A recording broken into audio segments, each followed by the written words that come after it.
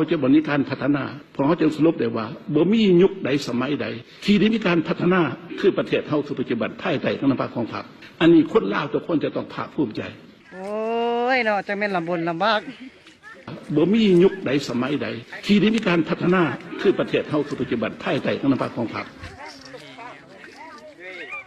บ่มียุคใดสมัยใดที่ได้มีการพัฒนาคือประเทศเฮาคือปัจจุบันภายใต้การนำพาของพรรคโอ้ยเนาะจังแม่นลำบนลำบากโอ้อันนี้แม่นสภาพเลิกค่ำเลิกเขียนมาหันพานักเขียนย่างมาบาน